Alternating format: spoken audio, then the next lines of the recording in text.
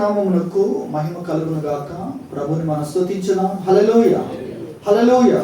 ప్రభు సన్నిధిలో చక్కని సమయాన్ని మనం కలిగి ఉంటున్నాం. దేవుని వాక్యంలో నుండి రోమపత్రిక 8వ అధ్యాయము, రోమపత్రిక 8వ అధ్యాయములో 22 నుండి మనం చదువుకున్నట్లయితే, సృష్టి యావత్తు ఇది వరకు ఏకగ్రీవముగా మూలుగుచు ప్రసవ వేదన పడుచున్నదని ఎరుగుదును. అంతేకాదు ఆత్మ యొక్క ప్రథమ ఫలముల నొందిన మనము కూడా దత్తపుత్రత్వం కొరకు, అనగా మన దేహం యొక్క విమోచనం కొరకు కనిపెట్టుచు మనలో మనము మూలుగుచున్నాము. ఏలి అనగా మనము నిరీక్షణ కలిగిన వారమై రక్షింపబడితిమి. నిరీక్షింపబడునది కనబడునప్పుడు నిరీక్షణతో పని ఉండదు. తాను చూచుచున్న దాని కొరకు ఎవడు నిరీక్షించును? మనము చూడని దాని కొరకు నిరీక్షించిన ఎడల ఓపికతో దాని కొరకు కనిపెట్టుదుము. దేవుని వాక్యంలో మనం చూస్తున్నాం 24, 25 వచనాల్లో, మనము నిరీక్షణ గలవారమై రక్షింపబడితిమి. నిరీక్షింపబడునది కనబడునప్పుడు నిరీక్షణతో పని ఉండదు. తాను చూచుచున్న దాని కొరకు ఎవడు నిరీక్షించును? మనము చూడని దాని కొరకు నిరీక్షించిన ఎడల ఓపికతో దాని కొరకు కనిపెట్టుదుము. మనము చూడని దాని కొరకు నిరీక్షించిన ఎడల, ఎదురు చూస్తున్న ఎడల ఏం కావాలి? ఓపిక కావాలి. ఓపికతో దాని కొరకు కనిపెట్టుదుము అన్న విషయాన్ని దేవుని వాక్యంలో మనం చూస్తున్నాం. మనము చూడని దాని కొరకు ఏం చేస్తున్నాం? నిరీక్షిస్తున్నాం. మనము రక్షణ పొందినప్పుడే మనము నిరీక్షణ గలవారమై రక్షింపబడితిమి. మనము రక్షణ పొందినప్పుడే మనలో ఈ నిరీక్షణ ఉంది. దేవుడు మన కొరకు వస్తాడు, ఆయన వచ్చి మనల్ని తన నిత్య రాజ్యములోనికి తీసుకొని వెళ్తాడు అనే నిరీక్షణ రక్షణ పొందినప్పుడే దేవుడు మనకి ఇచ్చాడు. కాబట్టి మనము నిరీక్షించాలి అనే రక్షణ పొందాం. ఎదురు చూస్తూ ఉండాలి. ప్రభువు రాకడ కొరకు ఆయన వస్తాడు. వచ్చి మన కొరకు ఏదైతే సిద్ధం చేశాడో, ఎటువంటి జీవితాన్ని ఏర్పాటు చేశాడో, ఎటువంటి ప్రపంచాన్ని ఏర్పాటు చేశాడో, అలాగే మన కొరకు మన క్రియలను బట్టి దేవుడు ఎటువంటి జీతాన్ని ఏర్పాటు చేశాడో దాన్నంతటిని దేవుడు తీసుకొని వస్తాడు. వచ్చి ఆ యొక్క రాజ్యములో మనల్ని ప్రవేశింపజేస్తాడు అనే నిరీక్షణ, మనము రక్షణ పొందినప్పుడే ఈ నిరీక్షణ ఉంది అన్న విషయాన్ని ఇక్కడ తెలియజేస్తున్నాడు. మనము నిరీక్షణ గలవారమై రక్షింపబడితిమి. కాబట్టి ఆ నిరీక్షించేది కనబడునప్పుడు ఇక మనకు నిరీక్షణతో పని ఉండదు అన్న విషయాన్ని తెలియజేస్తున్నాడు. కాబట్టి దేని కొరకైతే మనము ఎదురు చూస్తున్నామో, నిరీక్షిస్తున్నామో, అది ప్రస్తుతము కనిపించడం లేదు. అది ఏ విధంగా ఉంది, ఏ దశలో ఉంది, ఇంకా ఎంతవరకు అలా జరుగుతుంది, ఎంతవరకు కొనసాగుతుంది అనేది మనకు తెలియదు. కనిపిస్తున్న కొన్ని విషయాలు ఉన్నాయనుకోండి, మనకు తెలుసు అది ఎంతవరకు జరుగుతుంది, ఎంతవరకు జరిగింది అనే విషయాలు మనకు తెలుసు. ఒక మిక్సీ ఉందనుకోండి, దాంట్లో ఉన్న విషయం మనకు తెలుస్తూ ఉంటుంది. కొన్ని విషయాలు కనబడుతూ ఉన్నప్పుడు అవి ఎంతవరకు అక్కడ జరుగుతుంది, ఎంతవరకు నిరీక్షించాలని తెలుస్తుంది. కానీ కనిపించకుండా జరిగే విషయాలు ఉన్నప్పుడు అక్కడ ఏం కావాలి?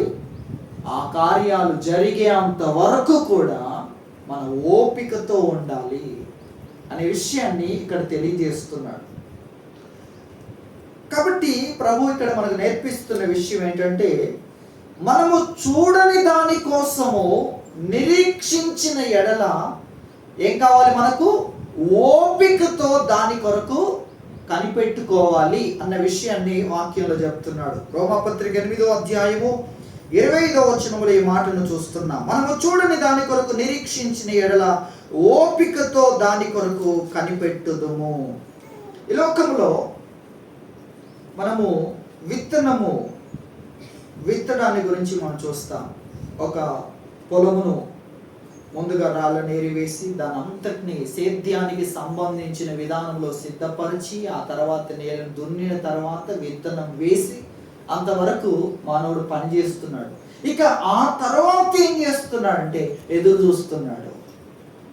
తన విత్తనములో ఆ విత్తనము చనిపోయి తర్వాత ఏం కావాలి? అందులో సరికొత్త జీవము పుట్టాలి. అది ఎవరు చేయాలి? దేవుడు చేస్తాడు. కాబట్టి దేవుడు ఆ పనిని చేస్తాడు. ఈ విత్తనం అనేది కనిపించకుండా పోతుంది, కానీ అదే స్థానములో అందులోకి ఒక కొత్త జీవం వచ్చి అది ఒక మొక్కగా, ఒక మొలకగా వచ్చి అది ఒక మొక్క అయిపోయి అది విస్తారమైన విత్తనాలను, ఫలాలను ఇస్తుంది అని ఎదురు చూస్తూ ఉంటాడు. అది కొంతవరకు ఆ పని అనేది భూమి లోపల కనిపించకుండా జరుగుతుంది. కాబట్టి ఆ మొలక వచ్చేంత వరకు, అది పైకి కనిపించేంత వరకు ఏం చేస్తుంటాడు? ఎదురు చూస్తూ ఉంటాడు. లోపల ఏం జరుగుతుంది అది కనిపించదు. కనిపించని దాని కొరకు అతను చూస్తున్నాడు గనక ఏం కావాలి? ఓపిక కావాలి. రానివ్వు, దాన్ని వచ్చేంత వరకు నీకు ఓపిక కావాలి. అలాగే గర్భములో ఉన్న పిండముల గురించి ఆలోచించండి. దేవుడు తన పనిని రహస్యమైన స్థలములో జరిగిస్తున్నాడు. ఎలా జరుగుతుంది, ఏం జరుగుతుంది అనే కార్యాలు ఆశ్చర్యం. అంత చిన్న దాంట్లో నుండి ఒక వట్టి మాంసమే అన్న దాంట్లో ఆ మాంసముగా ఉన్న చిన్న ముద్దులో నుండి ఒక్కొక్క అవయవము, అంత చిన్న ముద్దలో నుండి ఒక్కొక్క అవయవము ఏర్పడుతూ ఆ తర్వాత వృద్ధి చెందే విధానంలో ఏర్పడుతున్నాయి. అవి అలాగే ఉండిపోతే, కాబట్టి దేవుడు అందులో అవయవాలను ఏర్పాటు చేస్తున్నాడు. కంటికి కనిపించనివన్నీ కూడా అందులో రూపుదిద్దుకుంటూ ఉన్నాయి. తర్వాత అవన్నీ కూడా ఎదిగే విధానములో దేవుడు అక్కడ డిజైన్ చేస్తూ ఉన్నాడు. కనిపించకుండా జరుగుతుంది. దానికి ఏం కావాలి? ఓపిక కావాలి.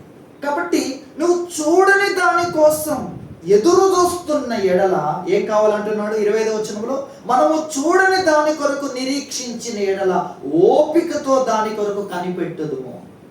ఒక విత్తనం కొంతవరకు మనం చూస్తున్నాం, అలాగే గర్భంలో ఉన్న పిండముల గురించి కొంతవరకు చూస్తున్నాం. వాటికంటే కూడా ఇది ఇంకా గొప్ప కార్యం. ఏంటది? నిత్యమైన మహిమను దేవుడు ఏర్పాటు చేయడం, మన కొరకు నిరంతరం ఉండగలిగిన జీవితాన్ని ఏర్పాటు చేయడం. అది అంతమైపోయేది కాదు, అది కొంతవరకు ఉండి నశించిపోయే జీవితం కాదు. అది యుగాయుగములు ఉండే జీవితాన్ని దేవుడు మన కొరకు ఏర్పాటు చేస్తున్నప్పుడు ఏం కావాలి? ఓపిక కావాలి. ఓపిక పోగొట్టుకున్న వారు దేవుని పనిని చూడలేరు.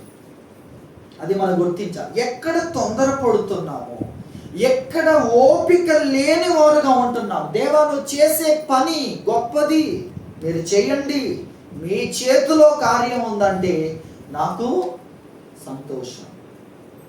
మీ చేతిలో పని జరుగుతుందంటే, మీ చేతిలో కార్యం ఉందంటే నేను ఎంతవరకైనా కనిపెట్టుకోగలను అని మనం ఎదురు చూడకపోతే మనం ఆ ఫలితాలను చూడలేమని మనం గుర్తించాలి. కాబట్టి మనం చూడని దాని కొరకు, మన భక్తి కొరకు, మన జీవితం కొరకు దేవుడు ఎటువంటి వాటిని సిద్ధపరుస్తున్నాడో దానికోసం మనకేమి ఇచ్చాడంటే ఎదురు చూడమన్నాడు. ఎదురు చూస్తుండాలి. దేవుడు నా పని కొరకు జీతాన్ని ఇచ్చేవాడు. దేవుడు నా కొరకు నిరంతరం ఉండే జీవితాన్ని డిజైన్ చేస్తున్నాడు, ఏర్పాటు చేస్తున్నాడు. కాబట్టి నేను ఆయన చేసే దాని కొరకు ఏం చేస్తాను? ఎదురు చూస్తాను. ఏ పని ఇచ్చాడు దేవుడు మనకు? ఎదురు చూచే పనిని ఇచ్చాడు. నా జీవితానికి ఏమి ఇవ్వాలో, నా పనికి ఏమి ఇవ్వాలో, ఎటువంటి జీవితం ఇవ్వాలో అదంతా దేవుడు చూసుకుంటాడు అని మనం ఎదురు చూసేవారుగా ఉండాలి అని ఆ నిరీక్షణను దేవుడు మనకి ఇచ్చాడు అన్న విషయాన్ని దేవుని వాక్యంలో మనం చూస్తున్నాం. కాబట్టి మనము చూడని దాని కొరకు నిరీక్షించిన ఎడల ఓపికతో దాని కొరకు కనిపెట్టుకోవాలి అన్న విషయాన్ని దేవుని వాక్యం మనకు తెలియజేస్తుంది. ఓపికతో మనం ఎదురు చూడాలి. దేవుని వాక్యంలో కొన్ని విషయాలను మనం జ్ఞాపకం చేసుకుందాం. దేవుని వాక్యంలో విలాప వాక్యములు 3వ అధ్యాయము 25-26 వచనాలు మనం చూస్తే, తన్ను ఆశ్రయించు వారి ఎడల యెహోవా దయాళుడు, తన్ను వెదుకు వారి ఎడల ఆయన దయచూపువాడు. నరులు ఆశ కలిగి యెహోవా అనుగ్రహించు రక్షణ కొరకు ఓపికతో కనిపెట్టుట మంచిది. దేవుడు అనుగ్రహించే రక్షణ కొరకు మనుషులు ఆశ కలిగి ఓపికతో కనిపెట్టుట మంచిది అన్న విషయాన్ని దేవుని వాక్యములో మనం చూస్తున్నాం.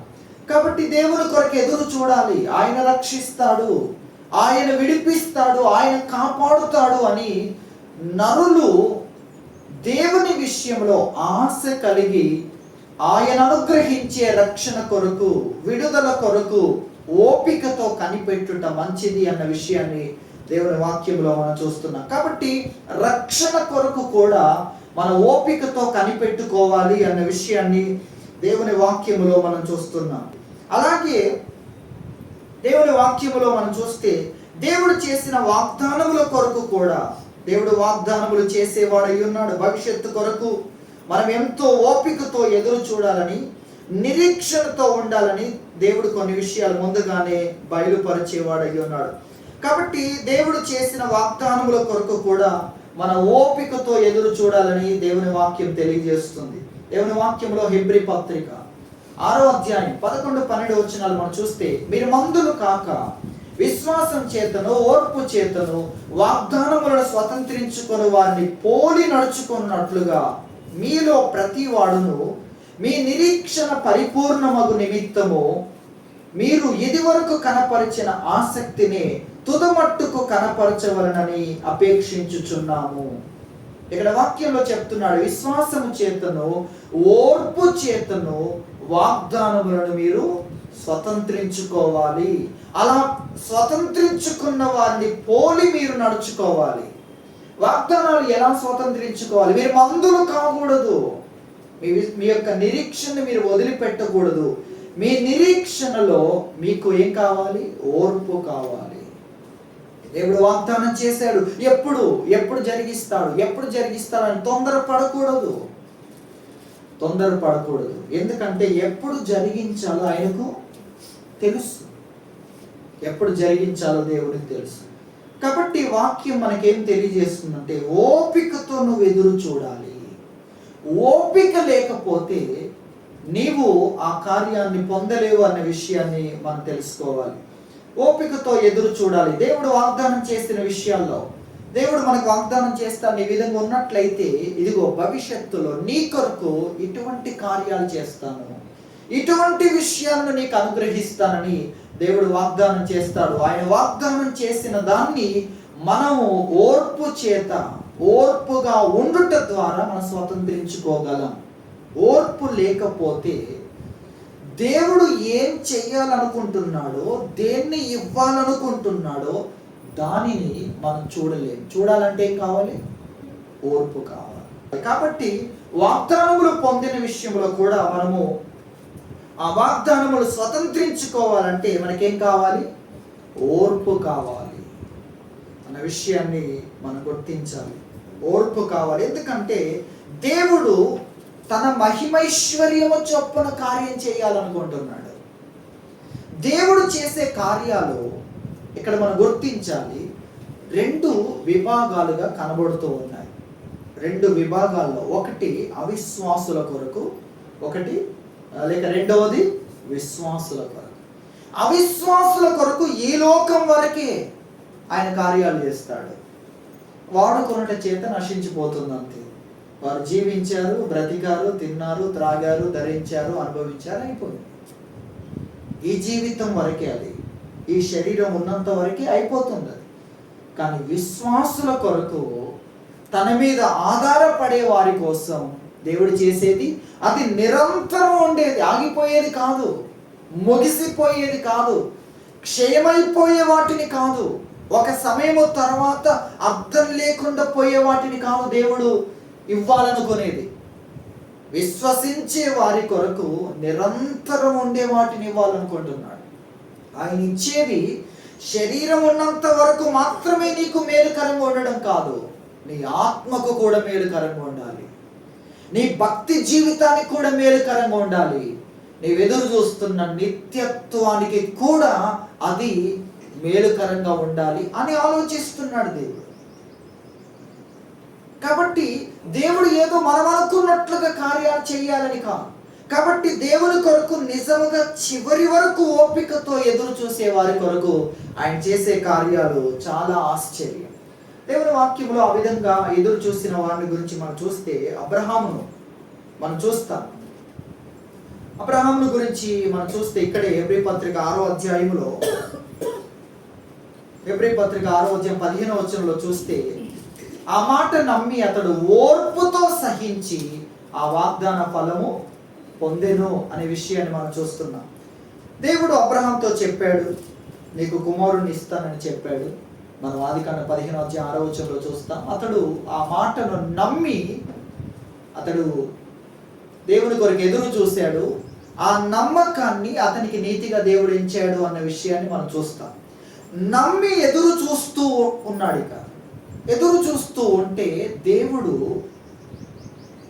అతడు ఎంత ఎదురు చూస్తున్నా దేవుడు ఇంకా ఆలస్యం చేయడం మొదలుపెట్టాడు. ఆలస్యం అనేది అక్కడ కనబడుతుంది, ఆలస్యం అనేది కనబడుతుంది. కానీ మనకు అది ఆలస్యం, కానీ దేవుడు చెయ్యాలి అనుకుంటున్న దానికి అది ఆలస్యం కాదు. ఇది మనం గుర్తించాలి. మనం అనుకునే దానికి అది ఆలస్యం, కానీ మనం అనుకునేంత సింపుల్గా, సాధారణమైనదిగా, సామాన్యమైనదిగా అది లేదు. అలా ఉంచాలనుకోవట్లేదు దేవుడు. దేవుడు ఏం చెయ్యాలనుకుంటున్నాడో దానికంటే తొందరగా దేవుడు చేసేవాడు. దేవుడు ఆలస్యం చేసేవాడు కాదు. వాక్యం చెప్తుంది దేవుడు ఆలస్యం చేసేవాడు కాదు. దేవుడు మనం అనుకున్న దానికంటే తొందరగా చేసేవాడు. కానీ ఎందుకు కొన్నిసార్లు ఆలస్యంగా మనకు అనిపిస్తుంది? అందులో ఉన్న మహిమ తెలియక. మీరు అనుకున్నంత విధానములోనే అది ఉంటే అది ఆలస్యమే. మీరు ఎప్పుడైతే ఆలస్యం అనుకుంటారో అది ఆలస్యమే, కానీ దేవుడు ఆలస్యం చేసేవాడు కాదు. మొదటి విషయం. రెండవది, నువ్వు అనుకున్న దానికంటే తొందరగా దాన్ని జరిగించేవాడు, అదే క్వాలిటీతో, అదే మహిమతో. కానీ మనం అనుకునే అంత సాధారణమైందిగా అవి లేవు.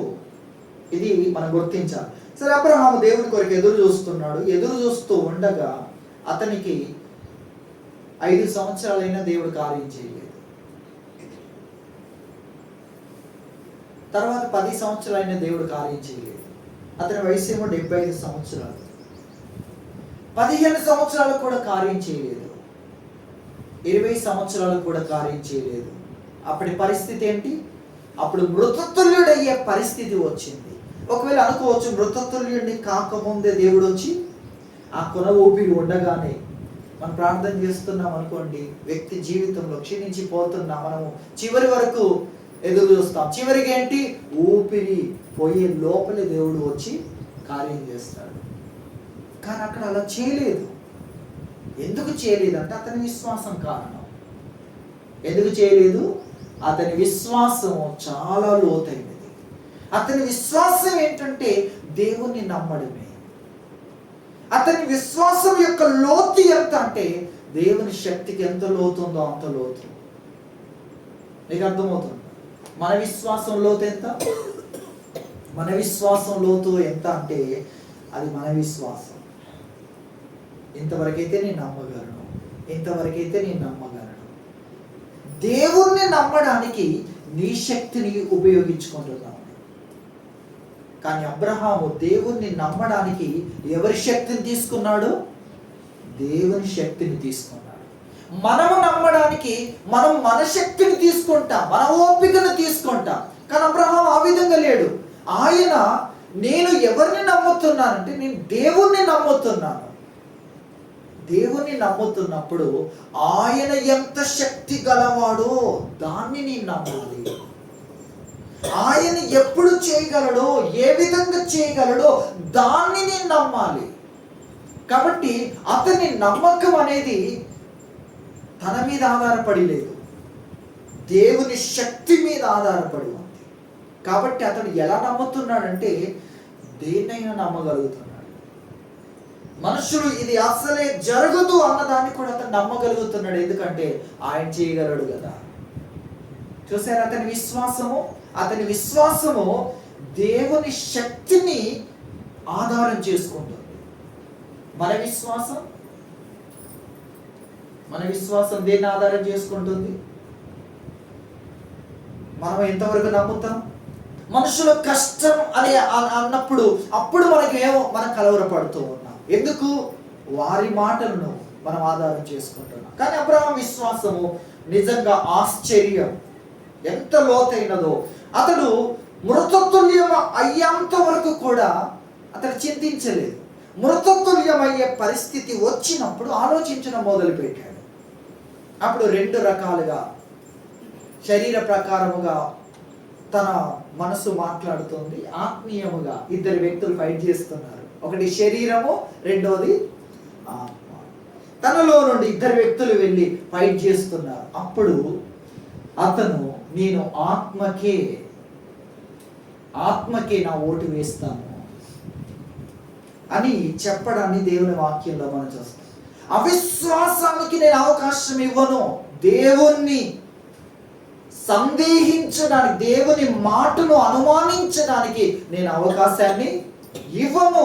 ఆయన వాగ్దానం చేసిన దాన్ని నెరవేర్చుటకు ఆయన సమర్థుడు. ఆయన చెప్పాడంటే చేయగలడు. ఆయనకు శక్తి ఉందా లేదా, ఇది ఆయన యొక్క అబ్రహాము యొక్క అంశం. కాబట్టి అతడు ఎంతగా విశ్వసించాడు అంటే నిజముగా చివరి వరకు మృతతుల్యమయ్యేంత వరకు అతడు విశ్వసించాడు. దేవుడు ఒకానొక సమయంలో అబ్రహాం దగ్గరకు వచ్చాడు. మనం ఆదికాండం 17వ అధ్యాయంలో మాటలు చూస్తాం. 17వ అధ్యాయంలో మొదటి నుండి చూస్తే, అబ్రహాం 99 ఏళ్ల వాడైనప్పుడు యెహోవా అతని ప్రత్యక్షమై, నేను సర్వశక్తి గల దేవుడను, నా సన్నిధిలో నడుచుచు నిందారహితుడవై ఉండుము, నాకును నీకును మధ్య నా నిబంధనను నియమించి నేను అత్యధికముగా అభివృద్ధి పొందించదని అతనితో చెప్పాను. అబ్రహాం సాగిలపడి ఉండగా దేవుడు అతనితో మాట్లాడి, ఇదిగో నేను నియమించిన నా నిబంధన నీతో చేసి ఉన్నాను, నీవు అనేక జనములకు తండ్రి వగుదువు. ఇప్పుడు వచ్చి ప్రభు ఏమంటున్నాడు?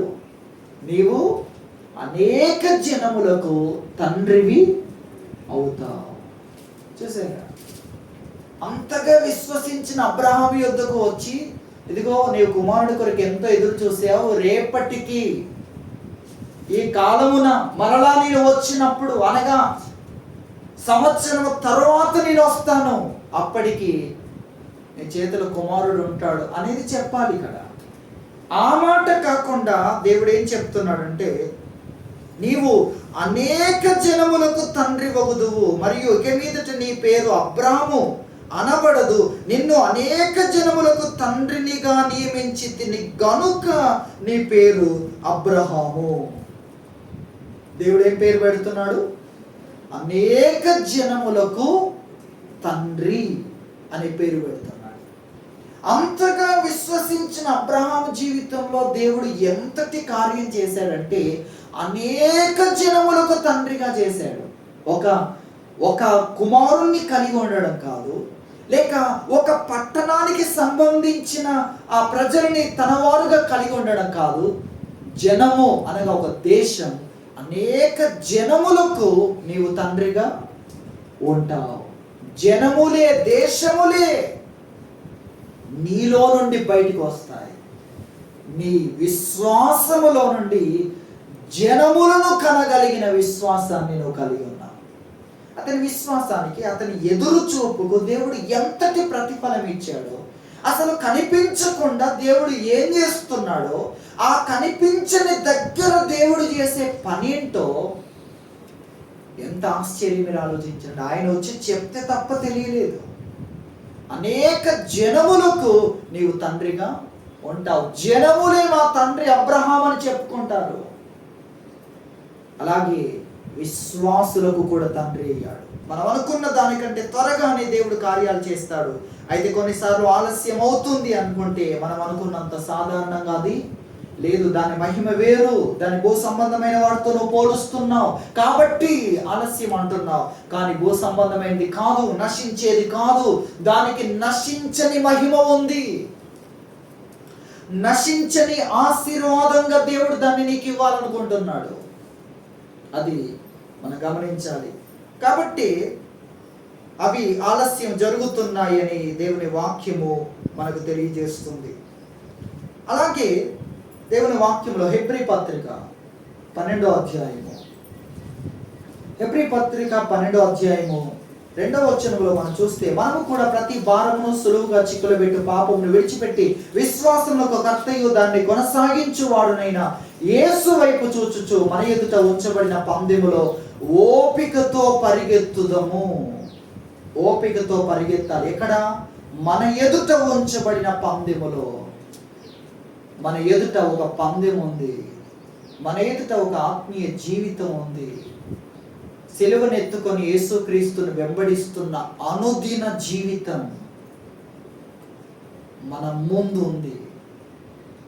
ఆ పందెములో మనం ఓపికతో పరిగెత్తాలి. యేసుక్రీస్తు వైపు చూస్తూ ఓపికతో పరిగెత్తాలి. ఆయన విశ్వాసమునకు కర్త, తర్వాత దానిని కొనసాగించువాడు. అట్టి విశ్వాసాన్ని చివరి వరకు కూడా తీసుకొని వెళ్ళి ముగించగలిగిన వాడు అని దేవుని వాక్యం మనకు తెలియజేస్తుంది. కాబట్టి ఆయన వైపు చూస్తూ మన ఎదుట ఉంచబడిన పందెములో ఏం చేయాలి? మనం ఓపికతో పరిగెత్తాలి. ఆయనకు తెలుసు. ఆయనకు తెలుసు ఎప్పుడు కార్యములు చేయాలో ఆయనకు తెలుసు అని. మన జీవితాన్ని గూర్చి మనం ఆయన వెంబడిస్తూ ఉండాలి. ఎప్పుడు ఏ కార్యములు చేయాలో ఆయనకు తెలుసు అని మన ఓపికతో, మన ప్రతి దినము మన ఓపికతో పరిగెత్తాలి అనే విషయాన్ని దేవుని వాక్యం తెలియజేస్తుంది. అలాగే 3వ వచనంలో కూడా చూస్తున్నాం, మీరు అలసట పడకయు మీ ప్రాణములు విసుకకయు ఉండినట్లు పాపాత్ములు తనకు వ్యతిరేకంగా చేసిన తిరస్కారం అంతయు ఓర్చుకొనిన ఆయన్ను మీరు తలంచుకోండి.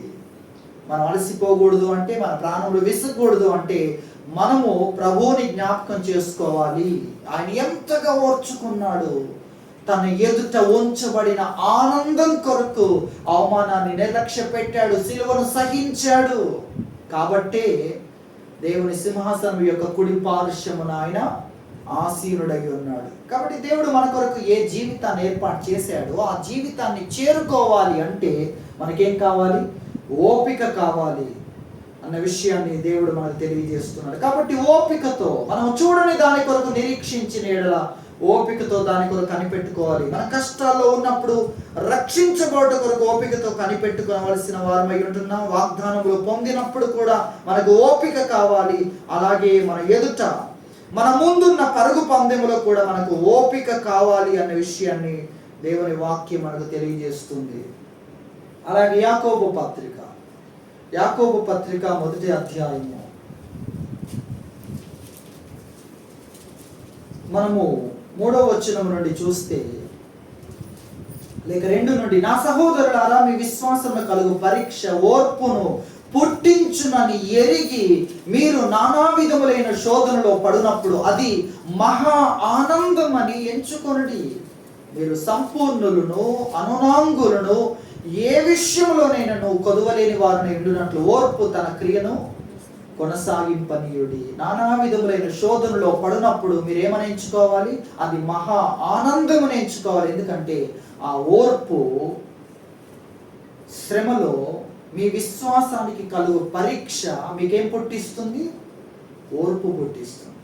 విశ్వాసానికి ప్రతిఫలం దొరికింది అనుకోండి, అప్పుడు మనం ఆనందిస్తాం కదా. కానీ ఇక్కడ ఏమంటున్నాడంటే, మీ విశ్వాసానికి పరీక్ష కలిగితే ఆ పరీక్షలో మీకేం కలుగుతుందంటే ఓర్పు కలుగుతుంది. నువ్వు దేవుని కొరకు ఎదురు చూస్తున్నప్పుడు అనేకమైన కష్టాలు, శ్రమల్లో నువ్వు పడిపోతే నీవు అది మహా ఆనందం అని ఎంచుకో. ఎందుకంటే అక్కడ నీకేం దొరుకుతుందంటే ఓర్పు కలుగుతుంది. ఆ ఓర్పు ఏం చేస్తుంది? ఆ ఓర్పే నీకు మేలు చేస్తుంది, నేను సంపూర్ణమైన వ్యక్తిగా చేస్తుంది. అలాగే నిన్ను మానసికంగా, ఆధ్యాత్మికంగా మెచ్యూరిటీ కలిగిన వ్యక్తిగా నిన్ను చేస్తుంది, అనునాంగులుగా చేస్తుంది.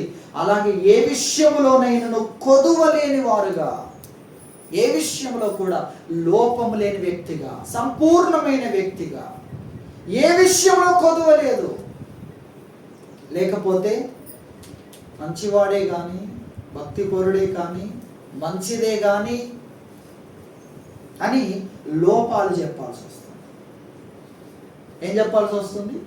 లోపాలు. కానీ ఈ శ్రమల్లో విశ్వాసాన్ని కలిగే పరీక్షను మనం ఎదుర్కొంటున్నప్పుడు ఓపికతో ఉంటే ఈ లోపాలన్నీ తొలగిపోతాయి. లేదంటే మనలో ఉన్న లోపాలన్నీ కూడా బయటికి వస్తూ ఉంటాయి. ఓపికతో ఉంటే లోపాలన్నీ తొలగిపోతాయి. ఓపిక లేని వ్యక్తిలో లోపాలన్నీ బయటికి వస్తాయి. సనుక్కోవడము, అనుమానించడము, వెనక్కి తిరిగి చూడడము, తిరుగుబాటు చేయడము, చూసారు, ఇవన్నీ ఓపిక లేనందుకు బయటికి వస్తున్నాయి. కానీ ఓపిక కలిగి ఉన్నప్పుడు వ్యక్తి తన లోపములను అధిగమిస్తాడు. ఓపిక కలిగి ఉన్నప్పుడు ఏ విషయంలో కొదవలేని వాడవుతాడు. అందుకే ఓపిక కలిగి ఉండడానికి కొరకు దేవుడు మనకు అవకాశాలు కలుగజేస్తున్నాడు అనేది మనం గుర్తించాలి. ఓపిక ఉన్నప్పుడు ఏ విషయంలో కూడా నీవు కొదవ కలిగి ఉండవు. ఫలానది ఉంటే బాగుండు, ఫలానది ఉంటే బాగుండు అనే ఆ లోపాలన్నీ కూడా, ఆ లోపములన్నీ కూడా తొలగిపోతాయి అనేది దేవుని వాక్యములో మనం చూస్తున్నాం. కాబట్టి మనం సంపూర్ణం అవుతాం. అలాగే ఏ విషయంలో కూడా కొదవలేని వ్యక్తులం అవుతాం ఓర్పుతో ఉన్నప్పుడు అనే విషయాన్ని దేవుని వాక్యంలో చూస్తున్నాం. అలాగే యాకోబు పత్రికలో 5వ అధ్యాయం 7వ వచనం చూడండి. 7వ వచనంలో, సహోదరులారా, ప్రభువు రాకడ వరకు ఓపిక కలిగి ఉండుడి. చూడుడి, వ్యవసాయకుడు తొలకరి వర్షంలో కడవరి వర్షంలో సమకూడు వరకు విలువైన భూఫలం నిమిత్తం ఓపికతో కాచుకొనుచు దాని కొరకు కనిపెట్టును గదా. ప్రభు రాక సమీపించుచున్నది కనుక మీరును ఓపిక కలిగి ఉండుడి, మీ హృదయములను స్థిరపరుచుకొనుడి అనే విషయాన్ని మనం చూస్తున్నాం. ఎప్పటి వరకు ఓపిక కలిగి ఉండాలి? రాకడ వరకు. ప్రభువు రాకడ వరకు ఓపిక కలిగి ఉండుడి. ఒక వ్యవసాయకుని గురించి ఇక్కడ చెప్తున్నాడు. తొలకరి వర్షం, కడవరి వర్షం సమకూడు వరకు విలువైన భూఫలము నిమిత్తం ఓపికతో కాచుకొనుచు దాని కొరకు కనిపెడుతుంటాడు కదా. మీరు కూడా ఆ విధంగా చూడాలి, ఓపికతో చూడాలి. విలువైన భూఫలం రావాలంటే తొలకరి వర్షం ద్వారా, కడవరి వర్షం ద్వారా దేవుడు ఎలాంటి ప్రతిఫలాన్ని నీకు ఇస్తాడో ఇచ్చేంత వరకు కూడా నీవు ఓపికతో ఎదురు చూడాలి. ఎందుకంటే అందులో ఏముంది? విలువైన భూఫలం ఉంది. అలాగే మన జీవితానికి సంబంధించి ఆయన రాకడ వరకు ఓపిక కలిగి ఉంటే మనము దేవుడు మన కొరకు ఏర్పాటు చేసిన జీవితాన్ని మనం పొందుకుంటాం. కాబట్టి రాకడ వరకు ఓపికతో ఎదురు చూడాలి అన్న విషయాన్ని దేవుని వాక్యములో మనం చూస్తున్నాం. మనం ఎంతో ఓర్పుతో ఎదురు చూడాలి. దేవుడు మన కొరకు ఏదైతే సిద్ధపరుస్తున్నాడో అది కనిపించకుండా ఉంది. చూడని దాని కోసం మనం ఎదురు చూస్తూ ఉన్నాం. మనము చూడని దాని కొరకు నిరీక్షించిన ఎడల ఏం కావాలి? ఓపిక కావాలి. ఎందుకంటే మనకు తెలియదు, అది కనిపించకుండా ఉంది. దేవుడు మనకు ఆ విషయాన్ని తెలియజేస్తున్నాడు, కానీ మనం చూడట్లేదు. కాబట్టి ఏం కావాలి? ఓపిక కావాలి. అక్కడ ఏ విధంగా దేవుడు తన కార్యాలు చేస్తున్నాడో, ఆ కనిపించకుండా ఉన్న స్థలములో ఎలా దేవుడు మన కొరకు పని చేస్తున్నాడో అది కనిపించకుండా ఉంది కనుక మన ఓపికతో దాని కొరకు కనిపెట్టుకోవాలి అని దేవుని వాక్యము మనకు తెలియజేస్తుంది. దేవుని వాక్యములో కీర్తనల గ్రంథము 31వ కీర్తన 19వ వచనాన్ని మనం చూస్తే, నీ యందు భయభక్తులు గలవారి నిమిత్తము నీవు దాచి ఉంచిన మేలు ఎంతో గొప్పది. నరుల ఎదుట నిన్ను ఆశ్రయించు వారి నిమిత్తము నీవు సిద్ధపరిచిన మేలు ఎంతో గొప్పది అన్న విషయాన్ని దేవుని వాక్యం తెలియజేస్తుంది. నీ యందు భయభక్తులు గలవారి నిమిత్తము దేవుడు ఏం చేశాడు? ఎంతో గొప్ప మేలును దాచిపెట్టాడు. అది కనిపించడం లేదు. వీరేం చేస్తున్నారు? దేవునికి భయపడి బ్రతుకుతున్నారు. దేవుని యందు భయభక్తులు కలిగి ఉన్నారు. వీరి కొరకు దేవుడు ఏం చేస్తున్నాడు కనిపించట్లేదు, ఎందుకంటే దాచబడి ఉన్నది. ఆ దాచబడి ఉన్న దాని గురించి ఇక్కడ చెప్తున్నాడు. అది ఎంతో గొప్పదైన మేలు, అది మేలు, అది మంచి, అలాగే అది ఎటువంటిది, గొప్పది. గొప్ప మేలును దేవుడు వారి కొరకు దాచిపెట్టాడు. వీరు చేస్తుంది ఏంటి, భయభక్తులు కలిగి ఉంటున్నారు. అందరి వల్ల వీరు ప్రతిఫలం పొందట్లేదు, ఎందుకంటే దేవుడు దాన్ని ఏం చేశాడు, ఇంకా సిద్ధపరుస్తూ ఉన్నాడు. మన లెక్క పూర్తవుతే కదా జీతం ఇచ్చేది. కాబట్టి దేవుడు ఏం చేస్తున్నాడు, అది కనిపించకుండా ఉంది, కానీ ఆయన కనికరం గలవాడు, ఆయన జాలి గలవాడు, ప్రతి వ్యక్తిని చూస్తున్నవాడు, ఎవరికి ఎలాంటి ప్రతిఫలం ఇవ్వాలో, ఎవరికి ఎలాంటి ప్రతిఫలం ఇవ్వాలో, ఎలాంటి జీతం ఇవ్వాలో బాగుగా ఎరిగినవాడు, ప్రతి వ్యక్తి పనిని చూచేవాడు. కాబట్టి ఆయన మన కొరకు సిద్ధపరిచే దానికోసము మనం ఎలా చూడాలి, ఓపికతో ఎదురు చూడాలి. ఎందుకంటే అది అవిశ్వాసుల కొరకైనట్లుగా కాదు, విశ్వాసుల కొరకు అన్న విషయాన్ని మనం గుర్తించాలి. అది నిత్యత్వము కొరకు, నిరంతరం ఉండేదాని కొరకు. అది క్షయమైనదిగా దేవుడు మనకి ఇవ్వాలనుకోవడం లేదు, అది అక్షయమైనదిగా దేవుడు మనకి ఇవ్వాలనుకుంటున్నాడు.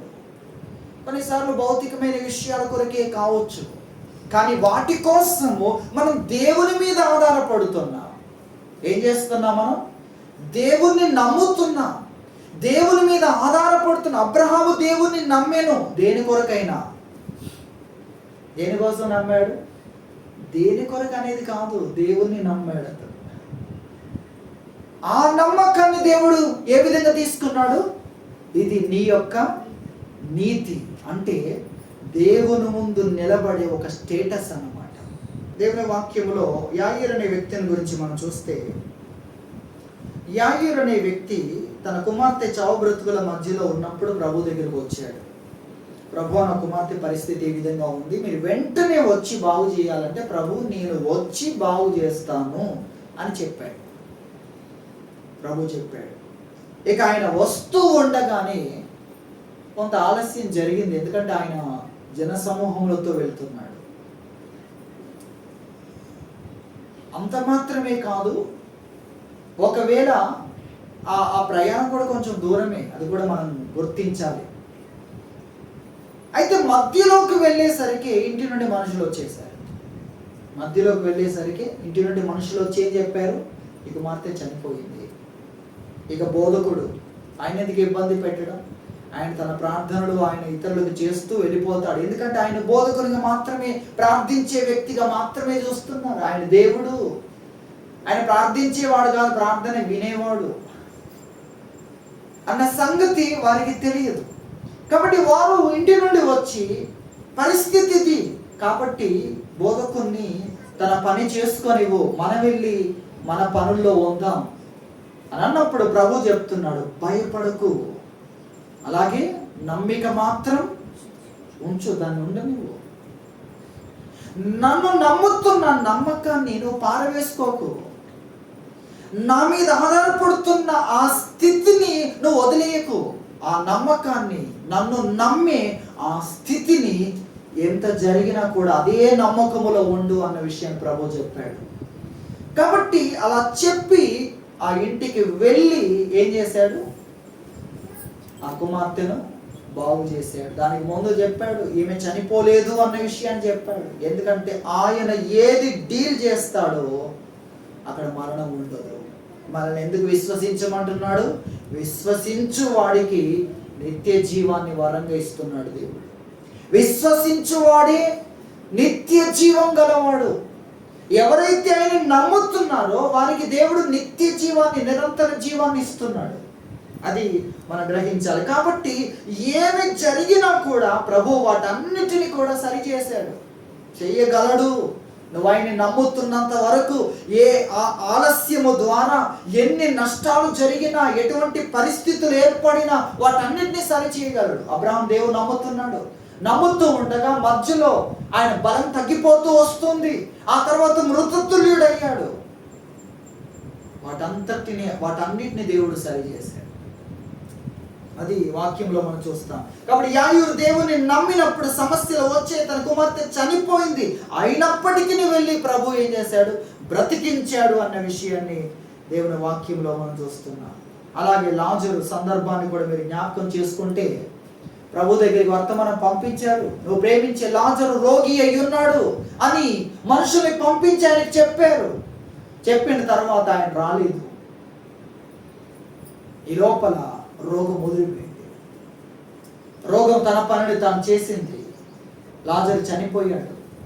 ఆ తర్వాత వారు ఎదురు చూశారు, ఆయన వచ్చి ఆదరిస్తాడు, ఆయన వచ్చి ఏవో కొన్ని మాటలైనా తెలియజేస్తాడు. ఒకవేళ బ్రతికించవచ్చు అనుకోవచ్చు, కానీ ఆయన రాలేదు. ఈ లోపల ఆ యొక్క లాజరు భౌతిక దేహాన్ని ఎంతవరకు పెట్టుకుంటారు? ఈ లోపల సమాధి చేశారు. ఆ తర్వాత సమాధి చేసిన వెంటనే వచ్చాడా? 2 రోజులకు వచ్చాడా? 4 రోజుల తర్వాత వచ్చాడు. ఎంత తిరిగ్గా! ఆ రాత్రికి అందుకోలేదు, సమాధి చేసిన రాత్రికి సరే మాకు ప్రయాణం ఆలస్యం అయిపోయింది అని ఆ రాత్రికో మరుసటి రోజు చేరుకోలేదు ప్రభు. 4 రోజులు అయిపోయిన తర్వాత 5వ రోజు వచ్చాడు ప్రభు. వాళ్ళ లోపల ఎన్నో ప్రశ్నలు ఉన్నాయి ప్రభువుని అడగడానికి కొరకు. మీకోసం చూసాము, మీ కొరకు ఎదురు చూసాము, కానీ వాళ్ళందరూ అదే సమయంలో ప్రశ్నలు. ఒకవేళ లాజరు చనిపోయినప్పుడే ప్రభు వస్తే ఎన్నో ప్రశ్నలు ఉండేవి. అంత అయిపోయింది కనుక వాళ్ళ ప్రశ్నలు కొంచెం తగ్గిపోయి ఉండవచ్చు, కానీ ప్రభు వాటన్నిటికీ సమాధానాలు ఇవ్వాలనుకుంటున్నాడు. ఆయన సమాధి దగ్గరికి వారిని తీసుకొని వెళ్తున్నాడు. వీళ్ళందరూ ఏమనుకుంటున్నారు? యూదులు ఏమనుకుంటున్నారు? పాపని ఎంత ప్రేమించాడు, దాని కొరకు కాదు ఆయన సమాధి దగ్గరికి వెళ్తుంది. యూదులు ఆ విధంగా అనుకుంటున్నారు, మరియ మార్తలు కూడా ఆ విధంగా అనుకోవచ్చు, ఆయన రాలేదు కదా అందుకొరకు ఆ స్థలాన్ని చూడాలనుకుంటున్నాడు అని వారు అనుకుంటున్నారు. కాదు, ఆయన వచ్చింది దానికోసం కాదు. తన మీద ఆధారపడుతున్న వారి జీవితంలో నష్టము కాదు. తన మీద ఆధారపడుతూ తను నమ్ముతున్న వారి జీవితంలో జరుగుతున్న వాటిలో నమ్మకాన్ని వదిలేయాల్సిన అవసరం లేదు. వారు అలాగే తొందరపడాల్సిన అవసరం లేదు. వారు ఓర్పుతో ఉండొచ్చు. వారు ఓర్పుతో ఉంటే నష్టాలు జరుగుతున్నాయి. ఓర్పుతో ఉంటే జరగకూడదు అనుకున్నవన్నీ జరుగుతున్నాయి. ఎలా ఓర్పుతో ఉండాలి? వాటన్నిటిని దేవుడు సరిచేయగలడు. కాబట్టి ప్రభువు ఎప్పుడు వచ్చినా అంతవరకు జరిగిన వాటన్నిటిని కూడా ఏం చేశాడు? సరిచేశాడు. ఆ సమాధి ద్వారం తెరవమన్నాడు. అప్పుడు మార్త అంటుంది, ప్రభు 4 రోజులు అయిపోయింది సమాధి చేసి, ఇప్పటికీ వాసన వస్తుంది, తెరవలేము దాన్ని. ఆయన చూడడానికి తెరవాలి అని అన్నట్లుగా, ఆయన ఏదో ఆలస్యం అయిపోయింది కదా ఇప్పుడే వచ్చాను చూద్దాం అనుకుంటున్నట్లుగా ఆయన చూడాలనుకోవట్లేదు. జీవముతో అతన్ని బయటికి తీసుకురావాలనుకుంటున్నాడు. వారి హృదయము అంతరంగము లోపలున్న ప్రశ్నలన్నిటికీ జవాబులు ఇవ్వాలనుకుంటున్నాడు. ఆయన ఎప్పుడు వస్తాడో అదే సరైన సమయం. ఆయన వచ్చినప్పుడు అప్పటి వరకు ఎన్ని నష్టాలు జరిగాయో, ఎటువంటి పరిస్థితులు ఏర్పడ్డాయో వాటన్నిటిని సరిచేయగలడు. కొన్నిసార్లు దేవుని కార్యాల కొరకు ఎదురు చూస్తున్నప్పుడు మనుషులు వారి బలమంతా పోయింది, వాళ్ళ ఓపిక పోయింది. ఓపిక అంటే శరీరంలో ఉండేది. మోషే దేవుని కొరకు దేవుని కార్యాల కొరకు ఎదురు చూశాడు, కానీ దేవుడు దర్శించే సమయానికి ఏమైపోయింది? అక్కడున్న ప్రజలు కూడా ఎదురు చూసి ఇక ఇంతేనేమో అనుకోవచ్చు. ఐగుప్తులో మోషే కూడా ఆ విధంగా అనుకుంటూ ఉండొచ్చు, ఇప్పుడంటే బలం తగ్గిపోయింది, ఇక అంత అయిపోయిందని. కానీ దేవుడు అతని ఆసక్తిని ఆయన మర్చిపోలేదు. అతడు దేవుని కొరకు ఎలా నిలబడాలనుకున్నాడో దాన్ని మర్చిపోలేదు దేవుడు. అలాగే అతని బలం తగ్గిపోయినందుకు దేవుని దగ్గర ప్రణాళిక ఉంది. నీ బలముతోనూ చేయాల్సిన అవసరం లేదు. అలాగే నువ్వు నడవడానికి కావాల్సిన బలము కావాలి, ఆ బలం నేను ఇస్తానని దేవుడి దగ్గర ప్రణాళిక ఉంది. అలాగే ఇంతకు ముందు వెళ్ళి నువ్వు ఏం చేయాలనుకున్నావో దాంతో ఇప్పుడు చేయాల్సిన అవసరం లేదు. నువ్వు మాట చెప్తే చాలు. అందుకొరకు నా సైన్యం ఉంది అక్కడ. నువ్వు మాట చెప్తే నా సైన్యమే దేశమంతా కార్యాలు చేస్తుంది. నువ్వు మాట చెప్పుడే ఆలస్యం. అంతగా దేవుడు కార్యములు సిద్ధం చేశాడు అన్న విషయాన్ని మనం గుర్తించాలి. యెషయా గ్రంథం 49వ అధ్యాయం 49వ అధ్యాయంలో దేవుని కొరకు ఎదురు చూస్తున్న ఒక వ్యక్తి, మనం ఏమనుకోవాలంటే దేవుని కొరకు ఎదురు చూస్తున్న ఒక వ్యక్తి జీవితం ఇలా ఉంది. ఇలా ఉంటే ఎదురు చూస్తుండగా ఏం జరిగిందంటే అన్ని సమస్యలే జరిగాయి, అన్ని కష్టాలే జరిగాయి.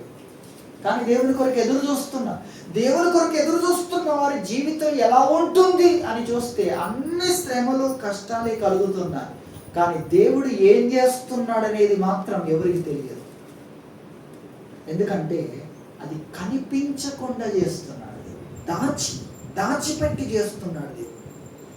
ఏమి ఇవ్వాలనుకుంటున్నాడో అది దాచబడి ఉంది, కనిపించట్లేదు. అలాగే వీరు ప్రార్థించినప్పుడు, వీరు ఎదురు చూస్తున్నప్పుడు, అలాగే దేవుడి కోసం చూస్తున్నప్పుడు దేవుడు ఏం చేస్తున్నాడు అనేది కనిపించట్లేదు. కానీ దేవుడు చేస్తున్నాడు, ఆయన పని చేస్తున్నాడు వీళ్ళ కొరకు. కానీ ఏ పని ఏం జరిగిస్తున్నాడు అనేది కనిపించట్లేదు. అది మనం గ్రహించాలి. అందుకే ఇక్కడ చెప్తున్నాం, మనం చూడని దాని కొరకు నిరీక్షించిన ఎడల ఏం కావాలి? ఓపిక కావాలి. చూసేదైతే మనకు తెలుసండి, చూసేదైతే మనకు తెలుసు. చూస్తున్న కార్యక్రమాలు, చూస్తున్న దాంట్లో మీకు వాషింగ్ మిషన్ ఉందనుకోండి, మీకు తెలుసు కదా, దాంట్లో బట్టలు వేసినప్పుడు మొదట ఏం జరుగుద్ది? నీళ్లు తీసుకుంటుంది, తెలుసు కదా, మీకు కనిపిస్తుంది అది. దానికి మీకు ఓపిక ఏమి అవసరం లేదు, మీకు అంతా తెలుసు. కరెంటు పోయింది అనుకోండి, ఫోన్ చేశారు, ఎప్పుడు వస్తుందో చెప్పారు, మీకు తెలుసు. దానికంతా మీకేమి లేదు. కానీ తెలియదు అనుకోండి, అది దానికి ఏం కావాలి? ఓపిక కావాలి. మీకు అర్థమైందా? తెలిసిన దాని కొరకు నీకు తెలుసు, దేని తర్వాత ఏం జరుగుద్ది, ఎంతకాలం జరుగుద్ది, ఆ తర్వాత ఏం జరుగుద్ది, ఇదంతా మీకు తెలుసు. దానికి నీకు ఓపిక ఏమి లేదు. కానీ ఏ విషయం తెలియకుండా ఉన్న దాని కొరకు నీకేం కావాలి? ఓపిక కావాలి. దేవుని చేతుల్లో ఉన్న కార్యాల విషయంలో దేవుడు ఏం చేస్తున్నాడో, ఏ విధముగా ఆయన కార్యాలు చేస్తున్నాడు, ఎంతవరకు మన కొరకు పని చేశాడో, ఇంకా ఎంతవరకు మనము మన యాత్రలో ముందుకెళ్ళాలో ఇదే తెలియదు. అసలు ఎందుకు తెలియకుండా ఉంది? తెలియనందుకే ఊహించినంతగా దాని ప్రతిఫలం పెరుగుద్ది. దేవుడు ఒక సంవత్సరం అన్నాడు అనుకోండి, సంవత్సరం వరకు ఓపికతో నీకు అవసరమే లేదు, సంవత్సరం తర్వాతే ఓపికతో అవసరం. కానీ దేవుడు చెప్పలేదు అనుకోండి, ప్రతిరోజు మనకు ఓపిక కావాలి, ప్రతిరోజు నీ ప్రతిఫలం గొప్పదవుతుంటుంది. ఎందుకంటే నువ్వు ఓపికతో ఉన్నావు కనుక. అందుకే దేవుడు చెప్పడం లేదు. చూసి నమ్మిన వారి కంటే చూడక నమ్మిన వారు ధన్యులు. ప్రభువా చెప్పు, అది ఏం జరుగుతుంది, నువ్వు చెప్తే నేను నమ్ముతానంటే నీ ప్రతిఫలం చాలా తక్కువ ఉంటుంది.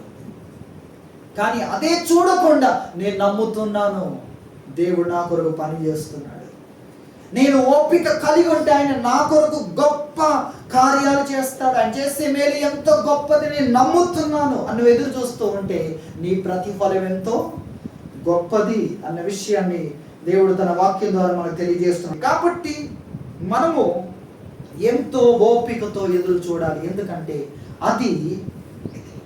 అది కనిపించకుండా ఉంది. దేవుడు మనకిచ్చే జీతం కనిపించకుండా ఉంది. దేవుడు మనకిచ్చే ప్రతిఫలం కనిపించకుండా ఉంది. మనం చేసే భక్తికి దేవుడు ఏం చేస్తున్నాడో కనిపించకుండా ఉంది గనక ఏం కావాలి? మనకు ఓపిక కావాలి. ఇంకెప్పుడు కార్యం చేస్తుంది, ఇంకెప్పుడు జరుగుతుంది అని మనం తొందరపడినట్లయితే దేవుడు దాన్ని తెలియజేస్తాడు. అప్పుడు మన ప్రతిఫలం ఆగిపోతుంది. కానీ ఇప్పుడైతే ప్రతిరోజు నమ్మడానికి, ప్రతిరోజు ఓపిక కలిగి ఉండడానికి, దేవుని చేతిలో నా పని ఉంది అని నిరీక్షణతో ఎదురు చూడడానికి దేవుడు మనకు అవకాశాన్ని కలిగించాడు. కాబట్టి మనము చూడని దాని కొరకు నిరీక్షించిన ఎడల ఓపికతో దాని కొరకు కనిపెట్టుకోవాలి అన్న విషయాన్ని ప్రభు మనతో మాట్లాడుతున్నాడు. దేవుడి వాక్యం దీవించును గాక. ప్రార్థన చేసుకుందాం.